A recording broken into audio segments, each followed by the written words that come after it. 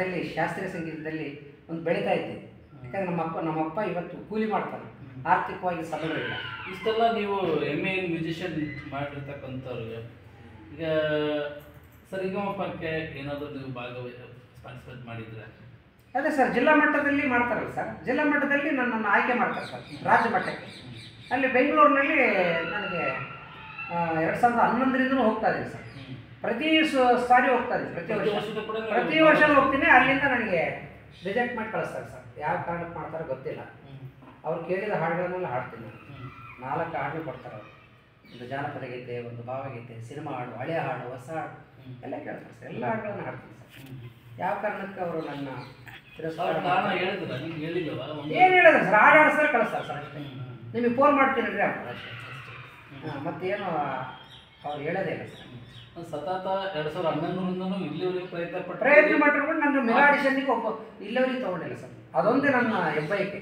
ಒಂದು ಸರಿ ಮೆಗಾ ಆಡಿಷನ್ನಲ್ಲಿ ವಿಜಯಪ್ರಕಾಶ, ನಾದಬ್ರಹ್ಮ, ಹಂಸಲೇಖನ ಮುಂದೆ ನಾನು ಹಾಡಿದ್ರೆ ಸ್ವಲ್ಪ ನನ್ನ ಜೀವನ ಸುಧಾರಿಸ್ಬೋದೇನೋ ಅಂತಂದೇಳಿ ಅದೊಂದು ಆಸೆ ಇಟ್ಕೊಂಡಿದ್ದೀನಿ ಸರ್.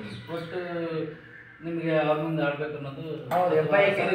ಹೋಗ್ಬೇಕು ಅನ್ನೋದು ನಿಮ್ಮ ಹೆಬ್ಬಯಕೆ. ಭಾಳ ವರ್ಷಗಳ ಅದು ನನ್ನ ಕನಸು ಸರ್.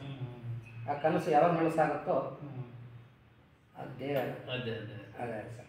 ಇಲ್ಲ, ನಿಮ್ಮ ಒಂದು ಪ್ರಯತ್ನ ಸತತವಾಗಿ ಇರಲಿ.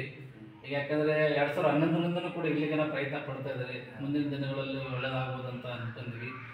ಜೊತೆಗೆ ಇವತ್ತಿನ ಪೀಳಿಗೆ ಬರೀ ಏನಪ್ಪ, ಬರೀ ಹೊಡೆಮಗ ಅನ್ನೋ ಸಂಗೀತದಿಂದ ಹೋಗಿರ್ತಕ್ಕಂಥವ್ರು ಜಾನಪದ ಕಲೆಗೆ ಅವ್ರನ್ನ ಯಾವ ಥರ ಒಗ್ಗೂಡ್ಲಿಕ್ಕೆ ನೀವು ಸಲಹೆ ನೀಡ್ತೀರಿ? ಇವ್ರ ಪೀಳಿಗೆ ಜಾನಪದ ಅಂತಲೇ ಗೊತ್ತಿಲ್ಲ. ಹೌದೌದು. ಅಂಥವ್ರಿಗೆ ಸಲಹೆ ಏನು ಹೇಳ್ತೀವಿ? ಏನು ಹೇಳಕ್ಕೆ ಇಷ್ಟ? ಅವರಿಗೆಲ್ಲ ನಮ್ಮಂಥ ಕಲಾವಿದರು ಬಿಡುವಿನ ವೇಳೆಯಲ್ಲಿ ಸಂಗೀತ ಶಿಬಿರಗಳನ್ನು ಮಾಡಬೇಕು, ಜಾನಪದ ಶಿಬಿರಗಳನ್ನು ಮಾಡಬೇಕು. ಅವರಿಗೆ ಒಂದು ಇದ್ರ ಬಗ್ಗೆ ಮಾಹಿತಿ ಇರೋದಿಲ್ಲ ಸರ್. ನಾವು ಅವರಿಗೆ ಒಂದು ಅರಿವನ್ನು ಉಂಟು ಮಾಡ್ಬೇಕು ಸರ್.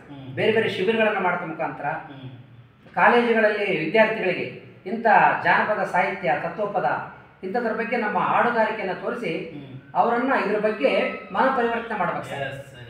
ಅವಾಗ ಈ ಸಮಾಜ ಒಂದು ಒಳ್ಳೆ